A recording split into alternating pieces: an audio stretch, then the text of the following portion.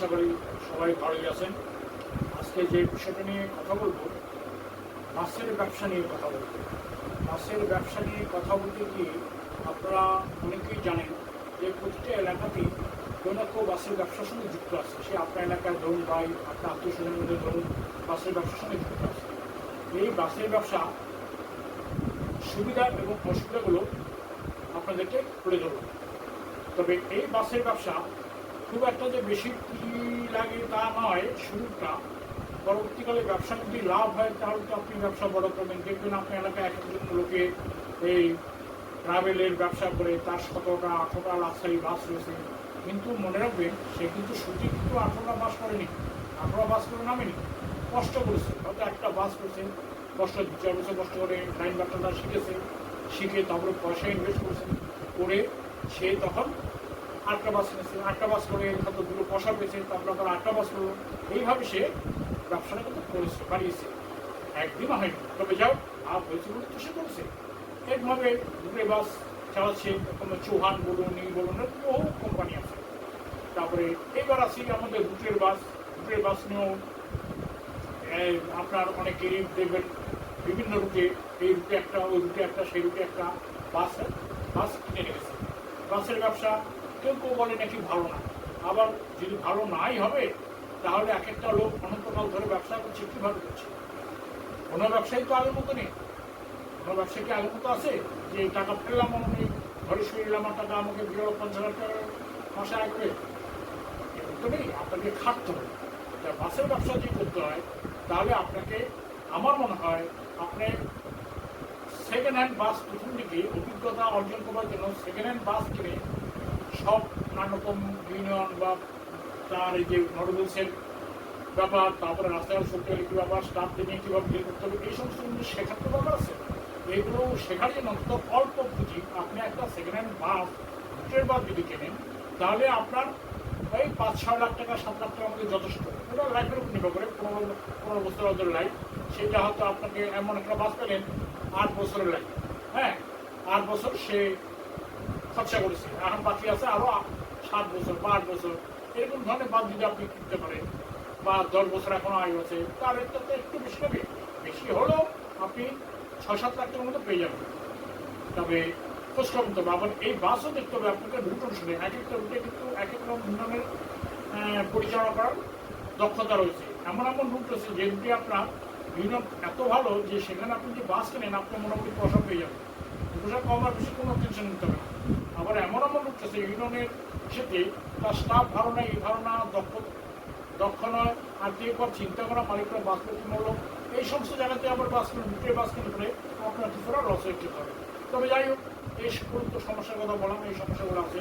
ধীরে শুনে যদি আপনি বাসে কিনতে পারেন, বাসের কতগুলো সুবিধা কি দেখুন। বাসের ব্যবসা হচ্ছে নগদ পয়সার ব্যবসা। এই ব্যবসা কিন্তু বাকি হয় না। যখন আপনি বাসে ওঠেন তখন কি আপনি বলেন ভাই আমার বাকি, আমার ভাড়াটা কালকে দেবো, তুমি মনে করে দেবো, আমি কালকে দিয়ে যাবো, খাতায় লিখে রাখবো। কিন্তু বাসের কিন্তু বাকি হয় না।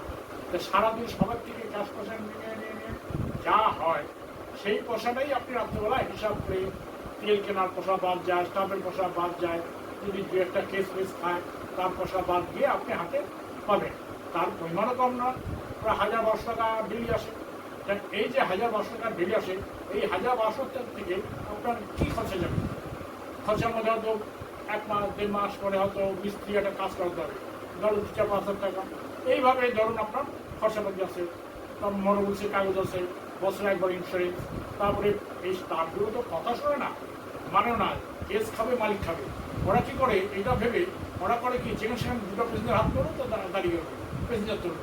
এই যে প্যাসেঞ্জার তোলে তাতে পুলিশ কেস দিয়ে দিল, সেই কেসের পয়সা কাট যাবে, আপনাকে রাত্রবেলা হিসাব করবেন যে দাদা একটা কেস পেয়েছি 250 টাকা চলে গেছে। এইভাবে উজ্জ্বল তারা দেয়। তবে এইগুলো হচ্ছে আপনার বাসের একটা অসুবিধা। আমি তা সত্ত্বেও বলবো বাসের যে সুবিধাগুলো আছে মাইনাস প্লাস করা করে আপনি যেই পয়সাটা ডেলি নিয়ে আসতে পারবেন, এই 1000-1200 টাকা ডেলি নিয়ে আসতে পারবেন, এটা কিন্তু আরও কম নয়। এবার আপনি বলুন তো আপনি অন্য কোনো ব্যবসাটা আপনি পাবেন। আপনি চার দোকানে যদি খোলেন পাড়ার মধ্যে দেখবেন, পাড়ায় বলুন বাইরে বলুন, সেখানেও বাকি চলবে। আপনি কাপড়ের দোকান যান, সেখানেও বাকি চলবে। আপনি যা বাকি হয় না সিগারেটের দোকান আমরা ছোটোবেলায় শুনেছি, সেখানেও কিন্তু বাকি চলে। মানুষ ছেলেরা খেচ্ছে, এই দাঁড়া তোকে রাত্রেবেলা দিয়ে দেবো, কত আছে 60 টাকা, রাত্রেবেলা নিয়ে নিস বলে সেখানেও বাকি চলে। সব ব্যবসা বাকি, কিন্তু এটা কিন্তু বাকি গেল কোনো মতো সুবিধাটা। দ্বিতীয়ত সুবিধা কি, অন্য যে কোনো গাড়ির ব্যবসা করবেন, আপনি যদি একটা ট্যাক্সি নেন বা একটা করুন, সেই একটা ড্রাইভার যদি আপনাকে ছেড়ে দেয় বা না আসে, আপনাকে পাগলের মতো দৌড়তে হবে কোথায় ড্রাইভার আছে বলতে। আর রুটের বাসের কিন্তু সুবিধা, কিন্তু ইউনিয়ন আছে, যখন যে ক্ষমতায় থাকুক, সিপিএমের জমানে সিপিএম ছিল, তৃণমূলের জমানে তৃণমূল, যারাই থাকুক না কেন, ইউনিয়ন রয়েছে। ইউনিয়নের কাজেই হচ্ছে তারা স্টাফকে গাড়িতে দিয়ে দেবে। এই যে স্টাফগুলো আজকে ধরুন আপনার গাড়ির যে অরিজিনাল স্টাফ আজকে ডিউটি যা করার কথা ছিল, সে আজকে আসেনি, তাহলে কেউ গাড়িতে বসে যাবে? তখন ইউনিয়নের কাছে এক্সট্রা স্টাফ থাকে সবসময়, তখন করলো কি ওখানে একটা ড্রাইভার দিয়ে দেবো, যদি একটা কন্ডাক্টর না আসে একটা কন্ডাক্টর দিয়ে দেবো, এইভাবে আপনাকে দিয়ে দেবো। বাসটা চালু করবে, বাসটা করবে না, বাসটা চালু করবে, তাহলে কি হলো, আপনার ওই টেনশনটা নিতে হলো না, ড্রাইভারটা করতে হবে, কন্ডাক্টর নিয়ে করতে হবে। এবার ভালো ড্রাইভার হচ্ছে ভালো টানবে, আর খারাপ ড্রাইভার খারাপ টানবে, যাই হোক, তাহলে আপনার এই চিন্তাটা আপনার করতে হবে না। তারপরে ধরুন এই যে অন্য গাড়িতে যেমন অন্য গাড়ির সঙ্গে আপনার ভালো ড্রাইভার করতে হবে, যার হাত ভালো, হ্যান্ড ভালো, তারপর অনেক কিছু করতে এখানে কোনো কিছু করতে হবে। আরেকটা কথা হচ্ছে, এই ব্যবসাতে একটা সুবিধা হচ্ছে, যেটা মানে আপনি অন্য ব্যবসাতে 4 জন খাবেন, সকাল থেকে দোকান খুলে আপনাকে রাত পর্যন্ত ওই খাম ছাড়াতে হবে, তবে দুপুর ফসল মানুষ থাকবে। হ্যাঁ, তা এই ব্যবসাতে কিন্তু একটা সুবিধা হচ্ছে, আপনি গাড়িতে যাবেন, গাড়িটা বাস তো আপনার ধরুন স্ট্যান্ডেই থাকবে, সেই স্ট্যান্ডের মধ্যে সব মালিকের গাড়ি থাকে, মালিক রাত্রে হিসাব নিয়ে বাড়ি চলে আসে। তারপরে আপনার যারা স্টাফ, তারা তো সবাই আর ওই স্ট্যান্ডের উপরেই বাড়ি নয়, কার বাড়ি অনেকটা দূরে, মনে করুন বসিরহাটে, কার বাড়ি হয়তো অমুক জায়গায় সমুক জায়গায় বহু দূরে রানাঘাটে, তারা কী করে ডিউটি করে ওই চান ফান করে খাওয়া দাওয়া করে ওখানটাই বাসের মধ্যে শুয়ে থাকে, বিশ্রাম করে, আবার সকালে ডিউটি করে। সুতরাং আপনার গাড়ি চলে গেলে ওরা আবার সকালে আসতে পারলো না, গাড়িতে চলে না, সেই চিন্তাটা আপনার করতে না। ফলে আপনারা কোনো টেনশনে গাড়ি আপনি সকালে রকমের নিয়ে আসবেন, আর সকালে গিয়ে গাড়িতে চলবে কি চলবে না, সেই চিন্তা আপনার করতে হবে না, ওরাই ওদের গাড়িটা নিয়ে যাবে, ওরাই ভাড়া কাটাবে, ওরাই সব কিছু করবে।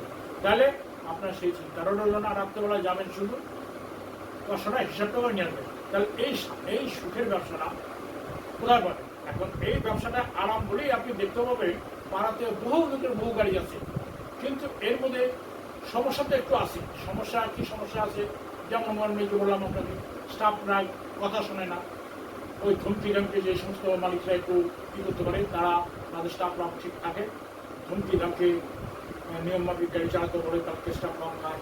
তারপরে যে মালিক একটু চালাচ্ছে থাকে, তাকে আর ড্রাইভাররা বলতে পারে না, দাদা এই কাজ করাতে হবে, ওই কাজ করাতে হবে, নাহলে আপনি যেহেতু সেদিন নজর রাখতে পারেন বা অভিজ্ঞতা থাকে, আপনাকে এই সমস্ত আজেবাজে কথা বলে খরচা করাতে সাহস করে না। এইগুলো থেকে আপনি নজর রাখতে পারেন এইটা। আর আপনি মনে করুন কি, আপনি তো আর এই গাড়ি নিয়ে বসে থাকবেন না, আপনি নিশ্চয়ই কোনো না কোনো ব্যবসার সঙ্গে যুক্ত থাকবেন। যখন আপনার গাড়িতে যেতেই পারবেন না, যাওয়ার এমনি অ্যাকচুয়ালি না করে না গাড়িতে যাবেন না আপনি, কিন্তু ওরা বলে আপনি তো মালিক, আপনি আর আসার কি দরকার, স্টাফরাই হচ্ছে, আমরাই তো দেখছি, আপনার আশা থাকবেন। তাহলে সারাদিনে আপনি কী করবেন? সারাদিনে আপনার যদি বয়স কম থাকে, এসব আপনি একটা বাসের জন্য বুঝে থাকবেন না, আপনি অন্য বাসে অন্য কোনো ব্যবসা করবেন, সেই আপনার গাড়ির ব্যবসায়ী করুন, দোকানের ব্যবসায়ী করুন, বা পণ্যই করুন, এই সমস্ত ব্যাপার। যেমন আমার এর আগে একটা রুটে আমিও ছিলাম বাসে, তা সেখানে একটা মালিক ছিল আমাদের সঙ্গে যাদবপুরে, সে তারপরে হচ্ছে তার 4টে বাস, প্রথমে একটা কিনলো, তারপরে 4টে, সে 4টে নতুনই কিনে নিল, যা পণ্যই করে তার পয়সার প্রচুর কিনে নিল, 4টে নিয়ে বাস করলো। লাস্টে আমি তো পণ্যই ব্যবসাটা দেখবে না, এই বাসের পিছনে দৌড়াবে, বাসের পিছনে তো সময়ের সময় করে ঘুরে আসতে হয়। তারপরে ও করলো একটা ম্যানেজার রাখলো, ম্যানেজারকে খবর দেয়, ম্যানেজারই ঘুরে আসে বাসটা দেখা যাবে। ও করলো, আমাকে যখন বললাম আমরা যে দাদা আপনার এই এত ব্যবসা করে তারপরে বাসের ব্যবসা ভালো লাগে আপনার, উনি বলে বাসের ব্যবসায় করে তো আমি সংসার চলে না, আমি কি করি, আমি হচ্ছি বাসেতে যে পয়সাটা পাই সেই পয়সাটা জমাই, আমার পণ্যটির ব্যবসায় লেবারদের যে পেমেন্ট দিতে হয় সেখানে হপ্তা পেমেন্ট দিতে হয়, সারা সপ্তাহে আমাদের বাসের পয়সায় জমে যান, সেই পয়সা আমি হল দিই। তা আমি তো কবে কার্ড বিক্রি হবে, তারপরে আমি পয়সা পাবো, সে তো সময় সাপেক্ষ 1 নম্বর। উনি আবার সাথে আবার গভর্নমেন্ট টেন্ডারের কাজও করতেন, যাদবপুরে তার বাড়ি, টেন্ডারের কাজও করতেন, টেন্ডারও মাল দিতে হয়, তো সেই টেন্ডারের বিল তো পাবো হয়তো 2 মাস 3 মাস পরে, হয়তো লামসাম টাকা ধান পাবো, চেক পাবো, কিন্তু আমার এই সময়টুকুর জন্য স্টাফের এটা ওটা সেটা করতে হয়, এই উপকারটা আমার হয়, সেই জন্য আমি ব্যবসা করি। কারণ কেউ একটা বাস নিয়ে বসতে থাকে, সুতরাং আপনি যদি নিয়ম মাফিক চলতে পারেন, আর প্রথমে আমি আপনাকে অ্যাডভাইস করবো, আপনি কিন্তু নতুন গাড়ি কেনার দিকে প্রথম দিকে যাবেন না। নতুন গাড়ি কিনে কারা, যার মোটামুটি একবার পুরোনো গাড়ি কিনে হাব ভাব বুঝে গেছে, রাস্তাঘাট ছিনে গেছে, এই বাসে নতুন গাড়ি কিনে একটা পুরোনো গাড়ি লো, একটা নতুন গাড়ি তার যে কিস্তির আর পুরোনো গাড়ি থেকে যা আয় হচ্ছে নতুন গাড়ি থেকে যা হবে দুটো যে কিস্তি দিয়ে মোটামুটি হবে, যে দুটো ক্লিয়ার হয়ে গেলো সে আবার 3টা কিনবে, 8টা কিনবে, এইভাবে করে। তবে আপনাকে সময় সাপেক্ষ খাটতে হবে।